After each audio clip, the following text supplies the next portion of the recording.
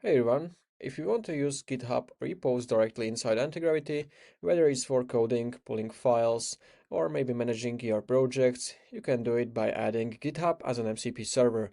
So it might sound a little bit technical, but it's actually very simple to connect those two things. And let me show you how we can do this. So the first step is we want to open our agent. So if you don't see the agent right away, you can click on toggle agent over here, click on those three dots, additional options.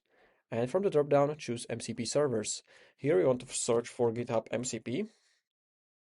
So click on it. And here you can see all of the use cases for which you can use this GitHub MCP server. So you have, for example, repository management, you have some code analysis and stuff like that. So in order to install it, click on installed over here. And this is what we need. So we need this GitHub Personal Access Token in order to connect it. So I will show you how you can find this. I will open GitHub and we want to go to our profile. Then you want to go to settings. And in the settings, you want to scroll all the way down to developer settings. And here we can find personal access tokens. So here, if you click on it, then choose tokens classic. Then you want to generate a new token, the classic one for general use. Here you can name it, for example, antigravity GitHub test. Then you can set the expiration, how long you want to make the token work. So you can keep it on 30 days or how you want. And the most important thing is you want to select the scopes, which are going to define the access for the token. So for example, if you select a repo, it's going to get full control of repositories. So it can access, commit status, and etc. So in my case, I will select everything. After that, click on Generate Token at the bottom of the page and simply copy your key. So I'm gonna paste it over here in the anti-gravity, click on Save. And now really important thing, if this is not working right away and you see some kind of Docker error, this means you need to install Docker and you want to make sure it's running on your computer. So as you can see, I have a Docker running on my desktop. So this is it. And in order to download this, you want to simply go to your browser and simply search for Docker. You want to open docker.com and here you should see download button, download for desktop. You can choose your operating system. If you have macOS, Linux or Windows, it's on you and it's very simple to install it. All right, so once you have this installed, the Docker, we can go back to agent and I have prepared example. This very simple HTML website.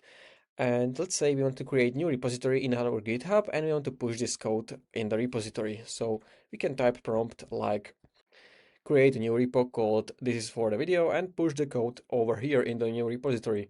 Then we can send the prompt and I got agent terminated due to error. So I'm going to quickly fix it by changing my model and we can click on retry. And as you can see now it's working, so I can run the code. I'm going to click on run a couple of times and now it should work. The task is completed. I have created a new private GitHub repository named this is for the video, and we can see the link over here also for the repository, but I will find it manually. So if I click on my GitHub, I will go to main menu. I'm going to search for the repository. So it should be called this is for the video, and this is it. So if I click on it, you can see all of the files over here. So I have only this index.html. And if I open it, we should see the whole code over here. Everything should be working. And now what you can do, for example, you can go to Vercel and you can deploy this from this GitHub repository to Vercel to make it live. It's some kind of platform where you can host your projects.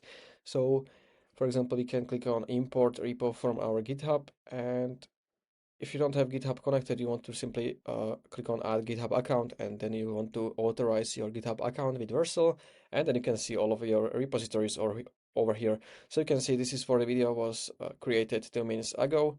We can click on import. You can choose application preset over here on how is it built. It's important if you have environment variables in your project, you want to add them over here, and then click on deploy. And everything is deployed. Now we can see the preview of our app. So we can go to continue to dashboard. And here we can see our website. So it's currently running on this default Vercel domain. So I can open it. And it's a very simple HTML to-do list. So we can add tasks over here, clean dishes. I can click on add and it's going to add this task over here. I can check it or I can delete it. And this is the whole site. And for example, let's say if you want to add the custom domain, it's very simple. You just have to click on this plus icon over here. And here we want to click on add existing domain. So you want to paste your hosting or Namecheap, GoDaddy or whatever provider you have, and you want to paste the domain over here. So I can show you, for example, I can open a hosting or domain.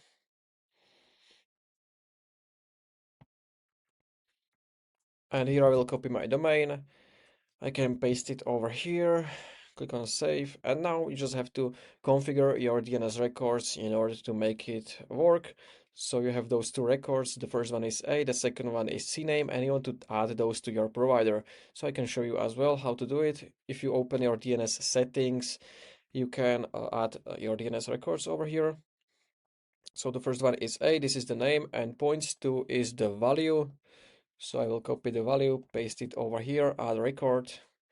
The second one is CNAME, name is www, and this is the value. So I can copy the value, I can choose CNAME, name is www, target is the value, click on add record, and you have to do this in your provider. It works same for every provider. You have those DNS settings and you want to add those records.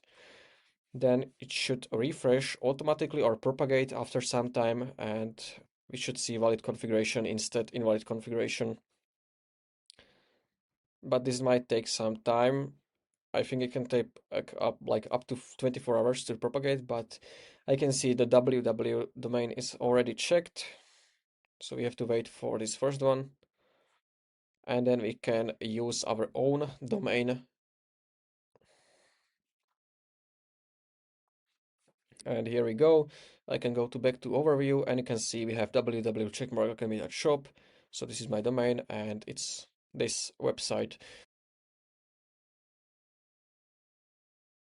So this is how you can connect your GitHub to your Antigravity and some example how you can use this.